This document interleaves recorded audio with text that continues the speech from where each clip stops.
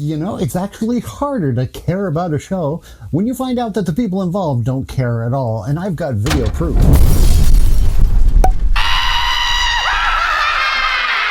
Stop that! You're not going into a song while I'm here. So how low are the audience ratings for Agatha? We actually don't really know because they're below the Acolytes numbers, which I didn't think was a thing. This week, the show didn't even register. Back in the day, I used to work in radio, and for you kids out there who don't know what radio is, nah.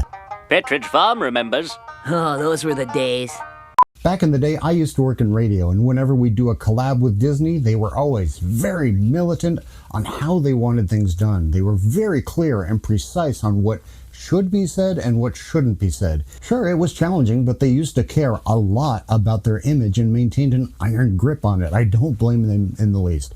It was that kind of care and consideration that built them into the powerhouse that they were. I noted your use of the word "were" there. That care for their own image has obviously gone out the window. Exactly. There's apparently no guidance in this department whatsoever. I covered that here with Rachel Zegler. She was allowed to shoot her mouth off and cost the company hundreds of millions of dollars in reshoots on Snow White.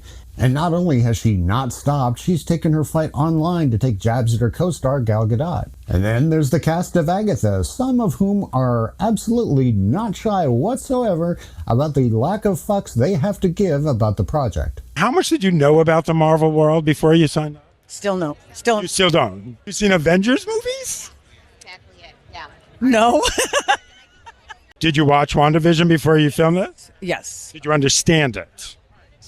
What can you say? Nothing. I'm sorry. What has Kevin Feige said? And I'll just nod. I'll be like, right, yeah. I'll say what Feige said? That's a neon sign right there. She literally just asked the interviewer for guidance on how to answer the question. Tell me what Feige said and I'll repeat that. There's no guidance here whatsoever. Looks like LinkedIn recommended you a job to be Disney's social media moderator.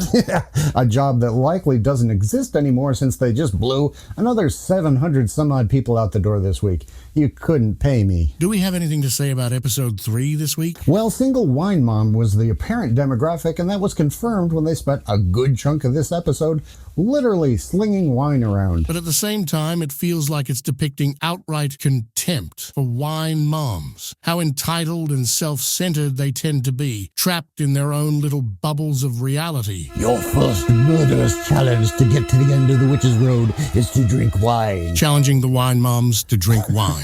The horror. Now that's an excellent point, but that begs the question, are they actually poking fun at single wine moms, or are they just writing what they know, what they think is normal, blissfully ignorant of how the rest of the world views this kind of behavior?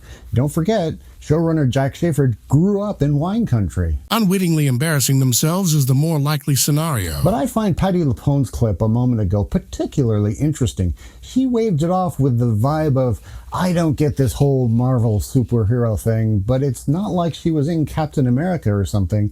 She was in a project ostensibly designed for people just like her, and she still didn't connect with it. She was paid to care and still couldn't care. Right, you are, Doge. But I have a question. Shoot. If the demo is middle-aged women who like wine and true crime, do they also really like escape rooms? Since the show is apparently turning into the escape room of the week, I kind of see your point. It's more likely that moms would be dropping their kids off at escape rooms. The other big thing to note in this week's episode is that Jack Schaefer went out of her way to name drop Mephisto after the embarrassment of not having any idea who he was the entire time she was writing and shooting WandaVision. You think he's behind the witch's road? Actually, I'm kind of hoping not, because shoehorning him in there would be just as bad as Harvey Weinstein's personal assistant Leslie Headland shoehorning Darth Plagueis into The Acolyte. The character isn't going to be done justice, so please, just don't even bother.